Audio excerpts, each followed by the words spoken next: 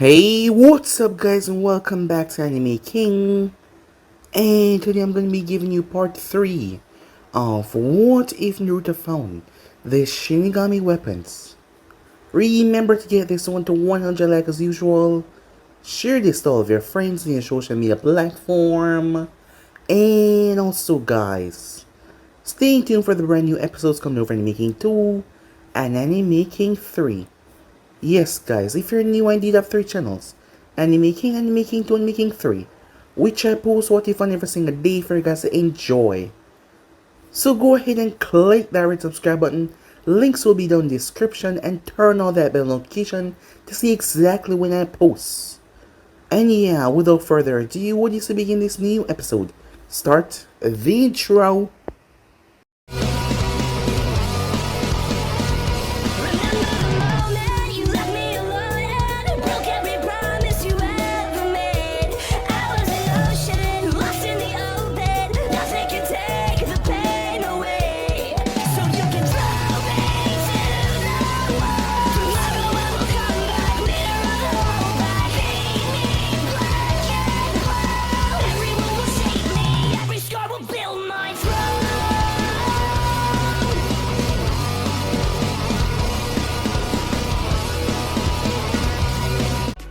So the last spot we left off, scorpions has always been a problem in the desert, and Naruto accidentally woke up the mother of all scorpion nests.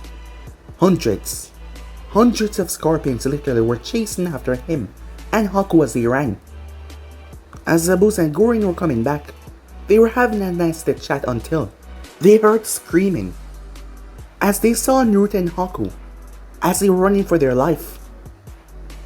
It was then that Jiraiya and Zabuza saw what they were running from. They hightailed it out of there as well. Meanwhile that was going on, the Kazekage was speaking to Orochimaru regarding, well, the fall of Konoha. So far, the Sun was not doing good. Missions were being sent towards the Land of Fire, and the Sun was not profiting. The Kazekage would do anything to make sure that his village was better, and that meant aligning himself with someone like Orochimaru of all people. But he decided against it for several reasons. Orochimaru being who he was, he knew that the man would betray him in a second thought. Not to mention, a lot of his people might end up dying in this invasion, and he didn't want to lose his people for gaining something that he probably won't get if he fight the Leaf. It was still known as one of the most powerful nations for a reason, right? So he decided to decline the offer with Orochimaru, but Orochimaru was not taking it that lightly. The Kazekage knew with all of his strength he did not possess enough strength to kill Orochimaru head on, as things turned bad really quickly until the distraction came in the form of the blonde and his teammates. The Kazekage was able to use that distraction that Naruto gave him to capture Orochimaru in his golden sun. He then plummeted him hundreds, probably thousands of feet under the ground, into the sand that he would never be able to free ever again. Besides, he would die under there. Orochimaru wouldn't be coming back.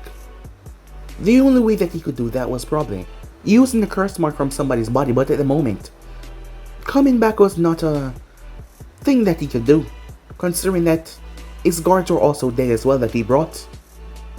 The Kazekage turned his sights towards the scorpions. The blonde had also found the mother of all scorpion nests, as he used his scent to demolish all of them.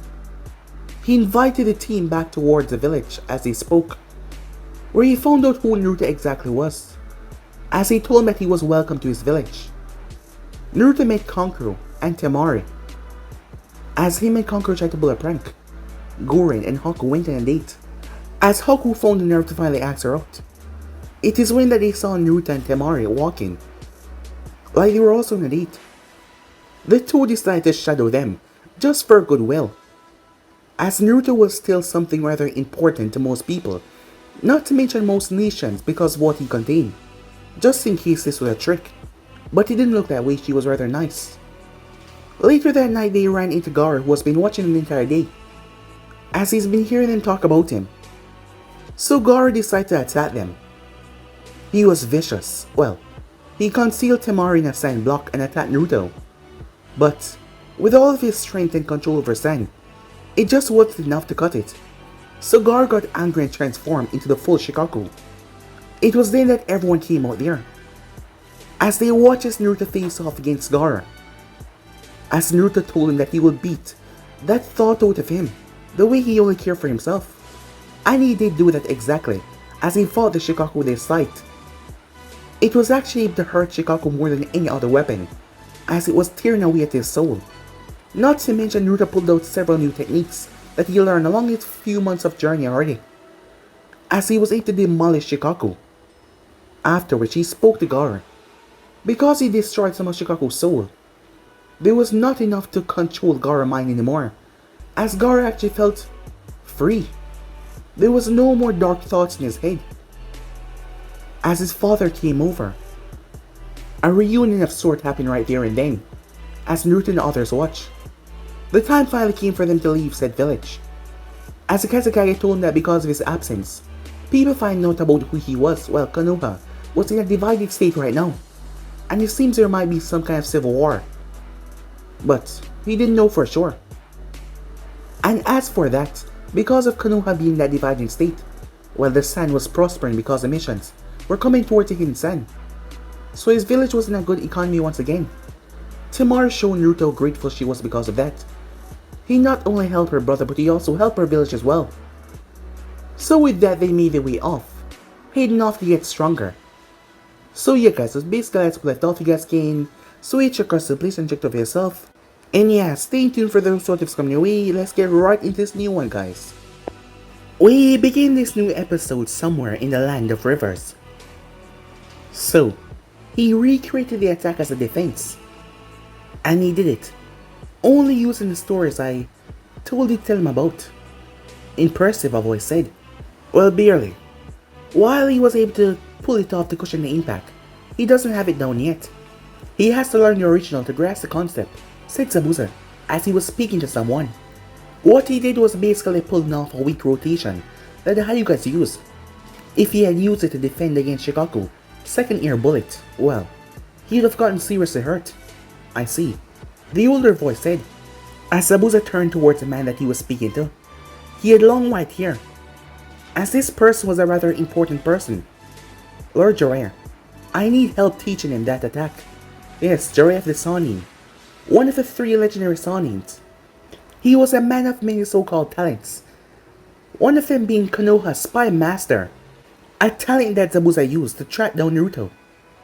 However, Jiraiya had saw what was going on regarding the boy's training and getting help from Zabuza himself. And Jiraiya had saw how the village reacted towards the boy.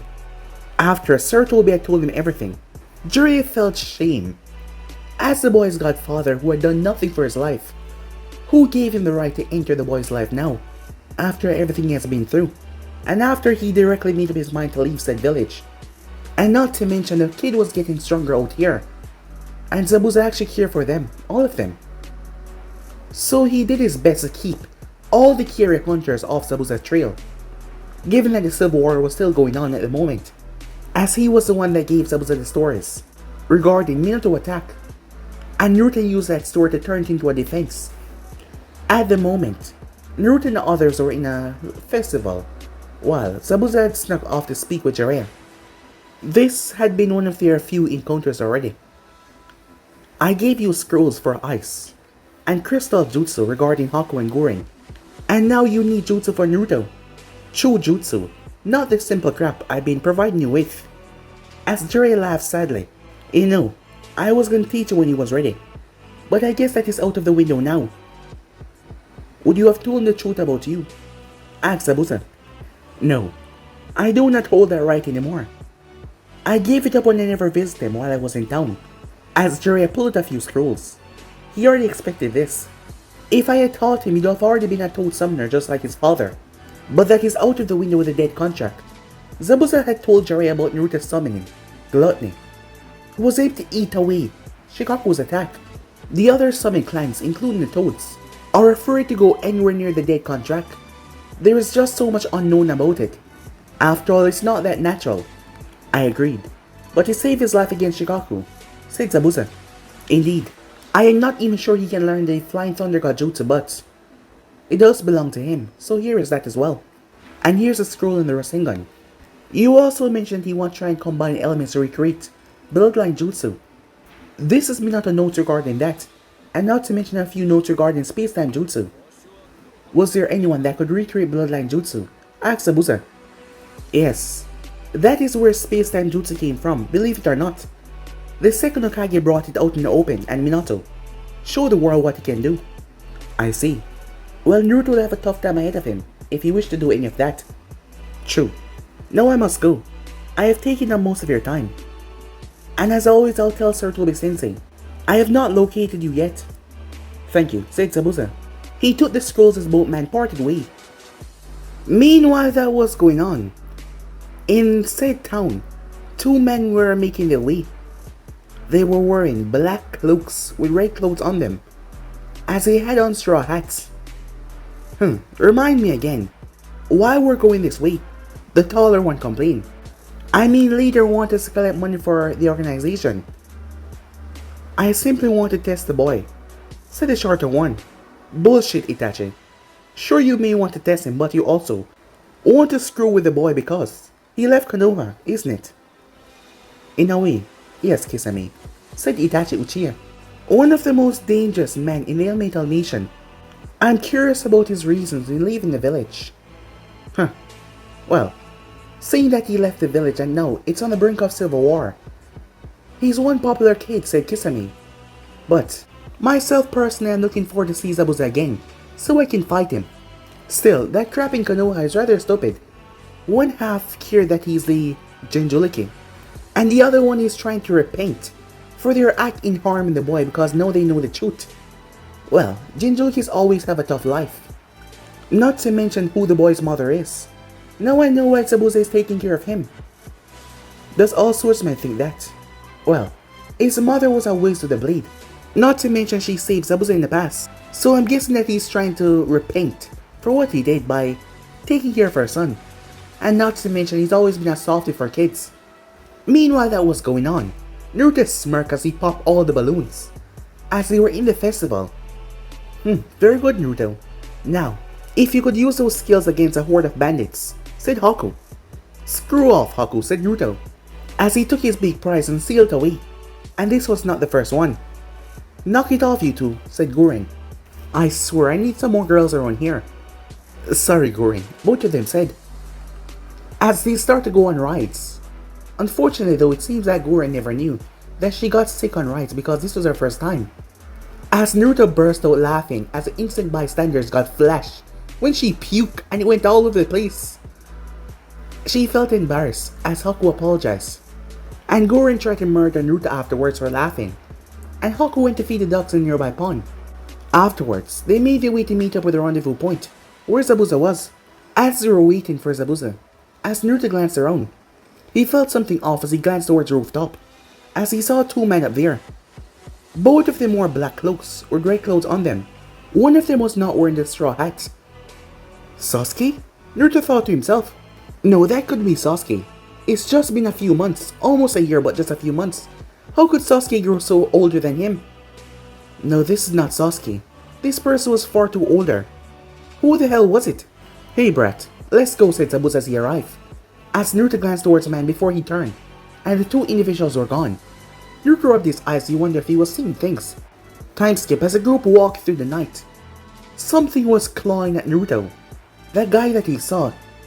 It was on his head, but he just couldn't remember who it was. Everywhere he went, he swore he saw the man, standing in crowds looking at him.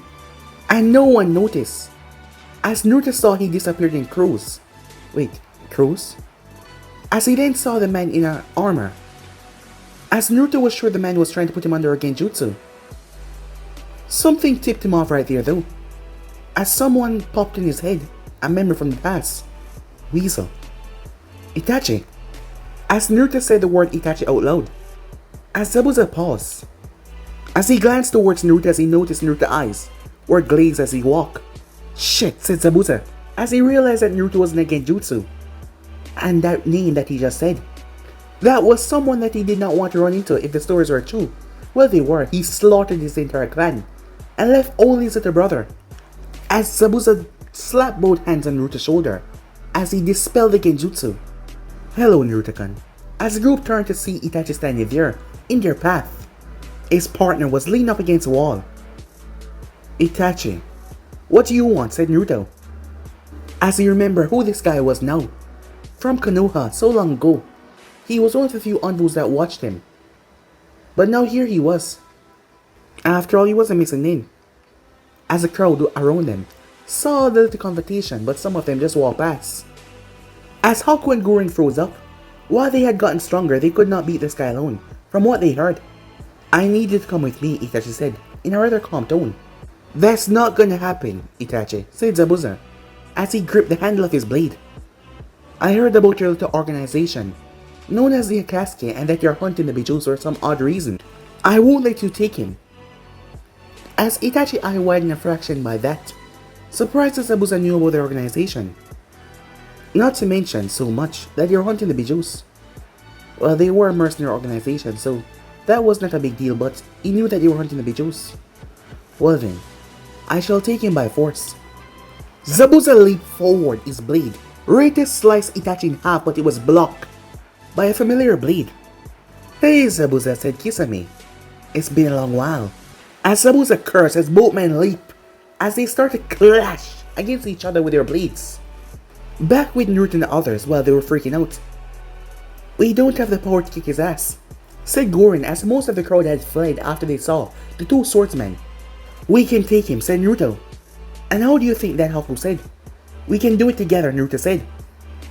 As Naruto pulled out the sight. The famed death sight. I get to see it in his lifetime. I'm honored. You know about this? As Naruto shook his head, never mind. Before we fight though, answer me this. Itachi said nothing. You watched over me when I was a kid. You were the one that showed me your face, and told me that it was all gonna be okay, and yet you went and killed off all of your family. Why? Oh, that's quite simple. To test myself. To see how far my power had reached. Now, come with me. As Itachi flashed in front of Naruto and reached to grab him, as Naruto moved back, only to be kicked away as he smashed into the wall. Both Haku and Gurren sped through hand signs. Ice release, frozen thunderer, crystal release, growing crystal thorns. Their collaboration jutsu froze the entire place they were in, and the spikes came rushing up as they mixed together, creating an interlocked death chop feel. Impressive, Itachi thought, as he jumped away, as he flipped and landed on one of the spikes with chakra that was still safely growing. As Haku looked towards Gurren and gave her a nod, as she nodded back. Ice release, ice spears, crystal release, crystal spears. It was then the other voice came out, shadow spears. Shadow, crystal and ice spears came raining down on Itachi, who stood there calm as ever. However, they didn't shatter when they struck the ground, they fused with the surrounding elements, making the battlefield that more deadly. They knew it couldn't be that easy to defeat him as they saw. The man was not there. Damn it. You will have to do a lot more better than that. They heard his voice echo around the area.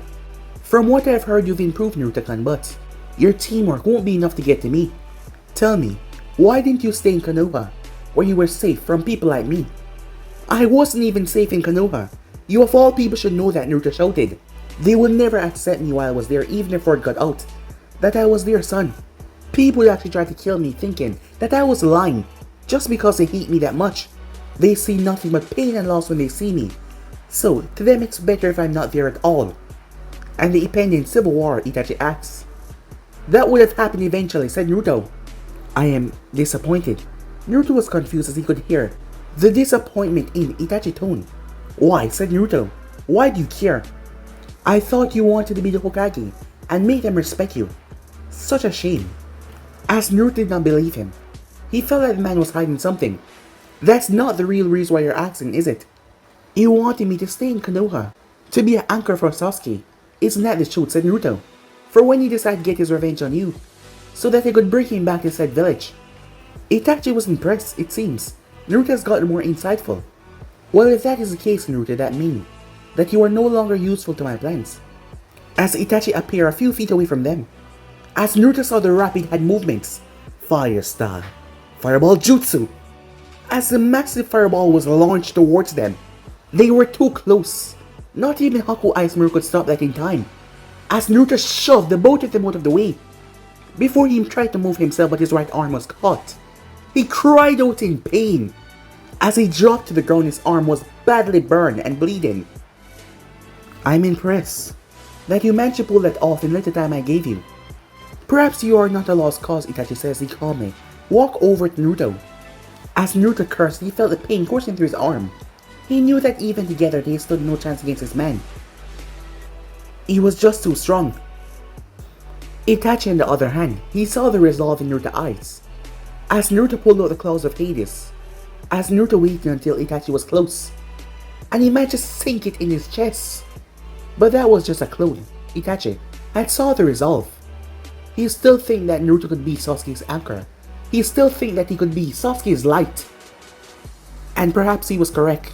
Seeing that Itachi was confused. His clone was in pain, and he also felt something in his chest. Something was wrong. It was a clone, not the real him, so why was he feeling pain? He never expected the supernatural effects. These weapons were not normal, so he'd messed up really badly. For the first time in years, Itachi felt fear.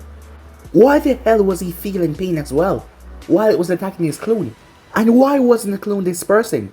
Itachi did not know about the weapons. He had heard about them, and when he had saw the sight, he believed that it was it. But the claws of Hades, well, the power was unknown, and while he might know the dead sight, he did not know what it was. Seeing that his clone was also a split of his chakra and a piece of his sense of soul as well, it actually grabbed the real Itachi's soul. He was screwed. As Naruto was unaware what he was doing though, he just pulled. As a piece of Itachi's soul in the clone was yanked out, but it did not flew away or anything. It was pulled directly inside Naruto. So, this is what it felt like to die, Itachi said to himself. The moment the piece of his soul was sucked out of the clone, he felt it. A part of him die right there and then. And something happened to him. He felt anger. Anger that he's been trying to suppress for the past years. At everything around him, Konoha, everything that he's done. What gives him the right to kill him? That right belonged to Sasuke. For him to repent, Itachi moved forward in rage. Something just pushing him forward in pure, red-hot anger. As he pulled out a blade, and he sliced the falling Naruto arm off. The burned, crisp arm. It was sliced directly off as Naruto dropped and cried out in pain. Itachi brought his blade before he stopped himself. What was he doing? He let his emotion got the better of him. Or perhaps this is the effect of having his soul sucked out of that clone. But he messed up. How was the blonde supposed to help his brother now? How was the blonde supposed to defend himself against the Akatsuki now? Finally he came up with the answer, as his Sharingan switched to a new form. Tsukuyomi, he said. A few seconds, that was all it took, as he did something in those few seconds. But it was then that he saw Zabuza sailing forward as he crashed into a building. But Zabuza was not the only one. Kisame was also sent sailing as he crashed as well. He picked himself up as a second later, Itachi was surprised to see her here. Come, Kisame. It's time that we take our leave. Just what the hell is going on here? One of the goddamn places covered in crystal and ice. As a woman was looking around rather angrily, Zabuza blinked in shock, not towards the woman but towards Naruto's severed arm that was bleeding rather badly. The Akatsuki members must have known that Jiraiya was in town, but not only Jiraiya as well. It seems that they struck luck to find this woman here. None other than Tsunade Senju, along with her apprentice, Shizune, and Tauntaun as well, their pet pig. As the Akatsuki members fled, Zabuza got up and rushed towards Naruto's side. "You fool," said Gurren. "Why did you do that?" she shouted. She didn't care that some woman was shouting at them. As Naruto, still a bit foggy from the Tsukuyomi, smiled. "That's what teammates do," he said. "Idiot," said Haku as he ripped his clothing. As he used to tie Naruto's arm, as Naruto cried out in pain. On the other hand, Tsunade stopped cursing at them. She realized why they weren't paying her attention. The blonde was badly injured, and why did he look so familiar? But when she saw the extent of his injuries, she froze in her tracks, the fear of blood overpowering her. Shizune on the other hand knew as she moved towards the boy herself. She saw that the wound was closing, slowly. "Hello there. My name is Shizune. What's yours?" As Naruto knew what she was doing as she was making him look at her. She was trying to keep his mind off the pain and the loss of a limb. He smiled weakly as he went along with it. Naruto Uzumaki, he said. Shizune froze as she knew that name. That was the name of a Jinchuriki within Konoha. Now that explained why the wound was closing on its own. It also confirmed the rumors that they heard. The boy left Konoha and he was now the cause of unrest in Konoha. It's not like she hated him for that. As far as she was concerned, the civil war surrounding him was a long time coming.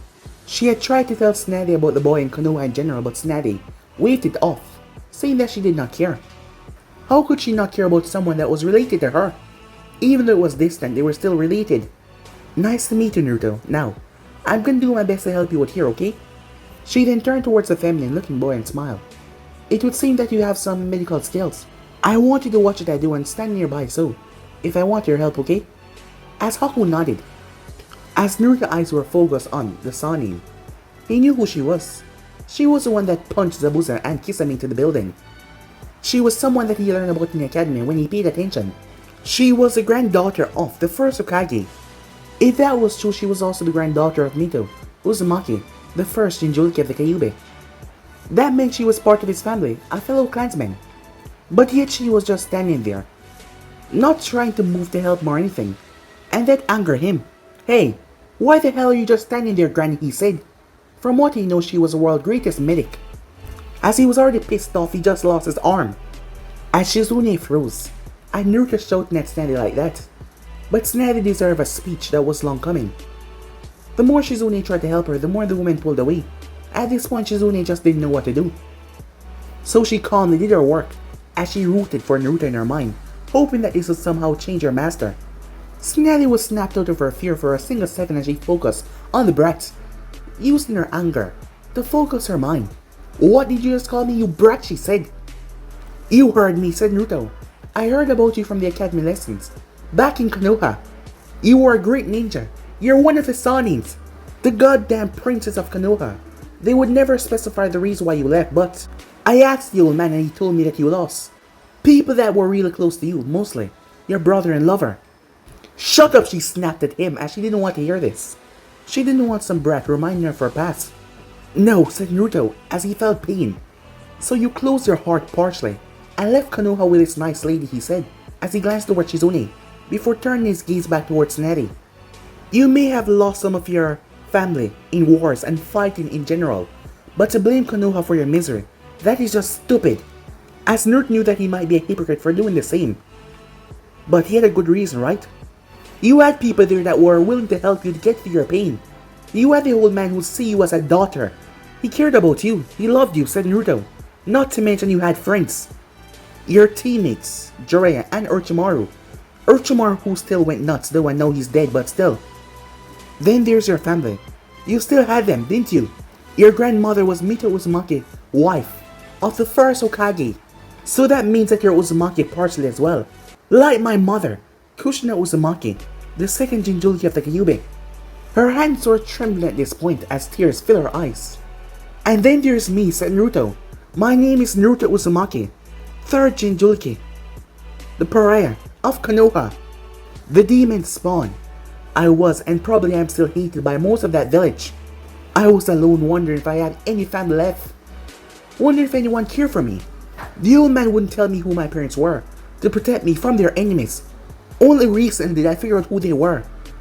The fourth Hokage, Minato Namikaze, the Yellow Flash, and Kushina Uzumaki, the Red Hot Habanero. It was then that I knew why the people hated me more than I thought. I had the beast that killed thousands. I reminded them of all that they lost, not to mention seeing that I looked like my father, said Naruto. However, said Naruto's voice started to quiet down. I only had the old man and Ichiraku to keep me from darkness. Because I had no more family. Always alone. If you had gotten over the past, yes, I know the past is hard, but I might have had some family. And I would have been there for you as well, he said. And helped you get over your pain, he said as he lowered his head, as tears started to fall from his eyes. Snady couldn't help it. As she walked over, as her chest was soaked, considering that she was crying hard, hearing all of that from his mouth, it just ate something inside of her. Yes, he was her last living family. And hearing all of that from him, it brought back so much pain, so much anguish. What would Naoki and Dan think? To know that she was here. To know that she neglected a part of their family. The Uzumakis were all about their family, but here she was. She knew that he was alive. She knew all about him, yet she... No, she felt pathetic. She felt horrible. She walked over. "Shizune," she said. Shizune nodded and gave her away as Neda's hand started to glow. And Shizune was surprised. Her master was not acting up her own blood. Because her mind was focused on only one thing right now. Only one person to be exact.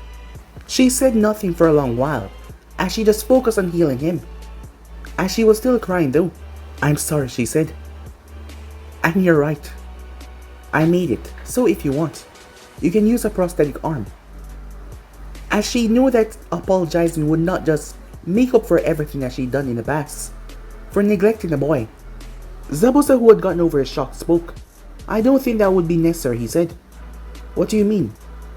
"I have an old friend in Iron Country, who owed me a favor, and with his help I think that we can get something better than a prosthetic arm for Naruto." "Really?" said Gurren, as Zabuza nodded. "Well then, off to Iron Country then." "Wait," said Tsunade. "What?" said Naruto. "I'm coming with you. I know that I can't make up for all the time that we've lost. But, with your permission, I would like to try," she said. "At least let me help you with the arm until we get this whole thing sorted out." As she looked at Naruto, he looked at her for a moment. "Fine," he said. As he tried to get up as she helped him to his feet. Time skip, they had to settle down, really close to the Earth Country. Consider they had to pass through the border to get to the Iron. As Zabuza looked around, as he was rather cautious given who Naruto's father is, and the rumors had no doubt spread by now. "If you're worried about the hidden stone, you don't have to," said Tsunade as she settled Naruto down. "What do you mean?" Haku asked, knowing that the stone probably hated Minato, and in vice versa, they hated Naruto as well. "I was there a few years ago. There was a small plague that I helped them get rid of, and I found out that most of the Fortokage haters have died out, or either left the village to become missing because Oniki would not try anything against Konoha once again. He realized that he lost a lot of men in war. He lost a lot of people, and he didn't want to go through that again. And while Oniki does respect power, he knew if the fort ever had a kid, he would be rather powerful, so he would most likely want someone like Naruto on his side, instead of trying to kill him." "Is that so?" said Naruto, his voice coming out a bit raspy. He was still rather weak. As Zabuza turned towards him as he had to ask, "Naruto, what did Itachi do to you?" he asked. "Alright, after Itachi cut off your arm, he called out that strange attack, Tsukiyomi." As Zabuza heard about that before, as Naruto sighed, he knew they were gonna ask. "Nothing harmful. He told me the truth." "Told you the truth? Care to explain?" asked Shizune. Flashback. As they stood in his mindscape, as they did not end up in Itachi Tsukiyomi world instead, the fox was behind his cage. The landscape was a bit different, it wasn't a sewer, but the cage was still there. It was like a half and half. "Other," said Naruto as he looked around, as the place was not his mine, but the fox was here. "Now we have some time to talk." "Sorry I overreacted and cut off your arm," said Itachi. As Naruto glanced towards him. "My arm," he said. "What do you want?" "To tell you the truth." "The truth?" "Yes. About many things. First of all, do you tell him why you prompted to attack Konoha?" asked Itachi as he looked towards the Kyuubi. "Not really. It seemed to have slipped my mind." "I see. You know, I wanted to know that," said Naruto. "Wait, how do you know?" he said, looking towards Itachi. "I know many things," Itachi said. "Firstly, on the night of your birth, a man claiming to be Madara Uchiha, a man who's supposed to be dead, attacked the village. He was able to release a Kyuubi from your mother and use him to attack the village. And the end result, well, you know the rest." As Naruto glanced towards the fox, who looked rather pissed off, remembering those thoughts of being controlled by that man.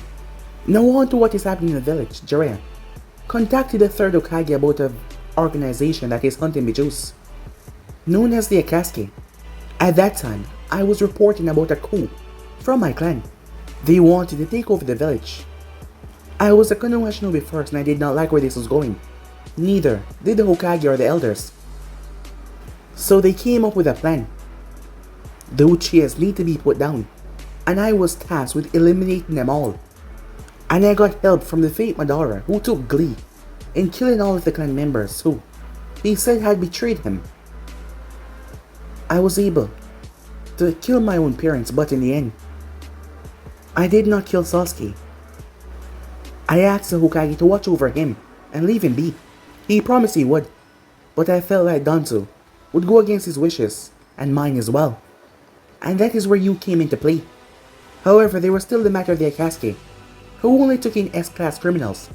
So while I kept Sasuke alive, I was branded as a traitor, and I was sent out as spy within the Akatsuki. My final mission from the Hokage. But now that you're away from Konoha, things are different. I need to tell you the members of the Akatsuki and the leader. I know that you would not remember them very well, so I'm implanted this info in your head. There is me, my partner, and Kisame. As you have seen the Akatsuki work in pairs. Naruto nodded, showing that he was listening very well. Then there's the zombie brothers, as most like to call them. They are very dangerous, and they are partially immortal, but they can still be killed. Everything can be killed in this world. Next we have Sorcerer of the Red Sands, and Deidara the Mad Bomber. Zetsu is a spy master of the Akatsuki. He looked like a fly trap. Next we have Konan, an old student of Jiraiya, who was thought to be dead. Naruto was surprised, but he didn't say anything, that Jiraiya the son had more students besides his father. Our leader called himself Pain, however, that is not his true name. I was able to find out who he really is. His real name is Nagato Uzumaki, another student of Jiraiya, who is thought to be dead. But while powerful, he's left in a weakened state because of his legendary eyes, the Rinnegan. He does not use his true body in combat. However, the true leader of the Akatsuki is the man that claims to be Madara Uchiha. That's a lot, said Naruto. How the hell am I supposed to defend against that? Gain alliances. Me and Kisame are your secret allies. Not to mention I've heard that you have the backing of the sand behind you. Alright, said Naruto. And the scroll from the Kazekage mentioned that he would find Orochimaru bases and tell me when he does. If I can find Orochimaru's subordinates, know that you're leaderless and get them on my side. True, but that's a dangerous path. I'm not sure how they will take that. But it is up to you. What about Nagato? Said Naruto, he's my family. Shouldn't I try to get him on my side? He has a god complex due to his power. You'd have to nearly kill him to wake him up. And at your current rate, you won't be able to touch him. I see. I guess I'll burn that bridge when we get there, said Naruto. Very well, Itachi said. Now, when you took part of my soul. Yeah, sorry about that, said Naruto. I didn't know the claws of Hades would do that. Well, you sliced my arm off, so I guess we're fair in that situation. Yes, I suppose we are. But it does not matter, however. You now possess a part of my soul in doing so. I think part of my powers. Huh? Said Naruto. Your eyes. Send chocolate to your eyes. I want to see for myself if I'm correct. As Naruto did as he was told, feeling a sensation odd because he never had to do this before. And he felt something off. He had to squint, as he had to blink repeatedly. It seems I'm correct. You are? Said Naruto. Yes. You possess the Sharingan. I do? As Itachi thought about it, if Naruto had the Sharingan that meant he could awaken the Mangekyo Sharingan, and he could go blind from overusage. As he didn't want that for Naruto because of what happened. I was gonna give this to you later down the road, to protect you from Madara, and if Sasuke went too far in the darkness. But I will give it to you now, as his hands start to glow. With the Mangekyo, you will lose sight each time it's used. However, there's a way past that. The eternal Mangekyo Sharingan. Yours will be different, however. I will give you the Sharingan of my friend, Shisui, and the Sharingan of another, long-dead Uchiha, Obito Uchiha. Sharingan was partially crushed. I'm not sure how they got it to Mangekyo, but they were gonna use it in their plan for the coup. The two eyeballs in Itachi's hands shifted into crows. Wait, what are you gonna do with those? Said Naruto. The next few seconds was agonizing as Naruto coughed violently, as the crow's head flew directly into his mouth, as Naruto spat as he tried to get the taste of feather out of his mouth. Hey, wait, isn't this just an illusion? He asked. How is this gonna work in the real world? Itachi smirked. You are more perceptive than I thought. Let's just say this battle has been a cover for this. He paused. You will not be able to activate the final stage of Sharingan. For some time, he said. What? Why? Because, well, you being a Uzumaki, you're related to a Senju, so it will happen in due time, but there has to be a traumatic event of someone precious to you being taken away, which I hope will not have to happen. So get used to your new Sharingan. Right, said Naruto, as he thought about what Itachi just said. But if you ever get that power, I've left a scroll behind for you. As Itachi started to disappear. I wish you good on your journey, Naruto, he said. Itachi then turned towards the fox. Protect Naruto, Kyuubi, he said. Not just from his enemies, but from the power of the Sharingan. You know what I'm talking about. Very well. The Kyuubi snarled. While he hated the Sharingan, perhaps having it on his side for once is better than being controlled by it. Uzumaki, Senju, and Uchiha. What could come from that? And with that, Itachi left the mindscape. In the flashback, the group looked at Naruto in shock, as Zabuza was thinking about the Akatsuki members that would be hunting after them now. Bullshit, said Gorin. You don't have the Sharingan. Well, it is possible, since we don't know the claws of Hades' abilities. Naruto, if you would. Considering that he never tried this out in the real world, Naruto did not know, so he simply shrugged. As Naruto pushed chakra to his eyes, the group gasped when they saw it switch. As Tsunade's hand started to glow as she placed her hand over his eyes. They're real. Incredible, not to mention he retained its natural eye color. She's never seen that before. She glanced toward his side, where she knew the weapons were. The ability of those weapons were unknown. It seems that this was one of them. A rather dangerous one. But it turns out to help him more than she expected. Well, now that that is over, said Naruto, I'm going to sleep. And that he did as he fell asleep. Time skip, white. Nothing but white. As their feet crunch in the snow. As Naruto was being carried on Zabuza's back. Or with it, he asked. Sure, he could use his legs, but at the moment, he was being an ass.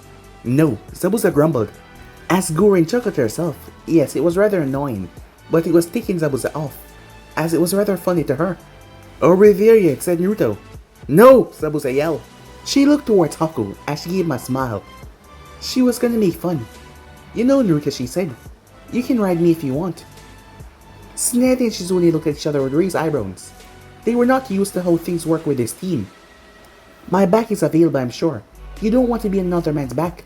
As Naruto turned his head, her pulling one over on him once again. As Zabuza smirked as well, finally. Naruto shutting the hell up. But it didn't last for too long. Are we there yet? Yes, said Zabuza, as he saw the village. Oh really? Said Naruto, as he slipped off Zabuza's back. You know there's no need to yell about it, right? Zabuza's eyes started to twitch furiously, considering that Bratty was annoying him the entire way, and now he has the right to tell him that there's no reason for him to shout about it. As Haku patted him on the shoulder. Don't worry, Sensei. That's just Naruto. A rather interesting group you have brought to my village. A grey-haired man said, walking up to them. He had black eyes with a grey goatee and mustache, as he wore a simple purple kimono outfit and sandals. Mifune, said Zabuza as he bowed, politely. It has been too long, my old friend. May I ask what you are doing in these old lands? Asked Mifune. I have come to collect on that old favor that you owe me. I need you to use your technology to give my student a new arm. He lost it in a fight, with a dangerous missing in. I see, as Mifune came over and checked out the arm. It was closed up properly, no doubt because of, as he glanced up. Well, I shouldn't be surprised, considering you are one of the world's best medic, Tsunade Senju. Tsunade smirked at that, as Mifune noticed that she seemed happier than last time he saw her, which was a very long time ago. If they were willing to come the way all out here, this boy must be important to the group as he looked towards him. I will require your help on this, he said, looking at Sneddy. The new procedure that we developed needs more safety than we can give out. It's a rather dangerous procedure that can kill a normal man, which is why none of us has done it. Huh? Said Zabuza. He just needs an arm. What the hell do you plan on doing that could kill him? As Miffy looked towards the boys, he noticed whisker marks. Uzumaki-san, he said, while we can reveal, more specifically, your arm, I must warn you there are some side effects. Some might directly affect your bone structure, so I must ask, are you sure that you want to go through with this procedure, he said. My bone structure? Yes, in addition to your metal arm. I will also like to graft the same metal on your bones. It will hurt beyond imagination, but if we're able to pull it off correctly, it will make you virtually indestructible. What? Said Sneddy. What kind of metal are you going to use? It is the same metal we use to make our blades. Adamantium and chakra metal. But guys, be in subscribe right here. If you want to see this person do, like, subscribe, comment down below, and turn on that bell notification to be posted. Remember, share to all of your friends on your social media platform. And also guys, stay tuned for their show tips coming your way over Anime King and over on Anime King 3. Yes guys, and you have 3 channels, Anime King, Anime King 2, Anime King 3. And if you're new and this is the first time you hear my voice, go ahead, click that red subscribe button and become a part of the Anime King family. And thank you for all of your help and support. Remember to comment down below and tell me if you're new. I'll be replying talking about to all of you. So yeah, without further ado, what do you say we get the hell out of here? See you guys soon. Peace.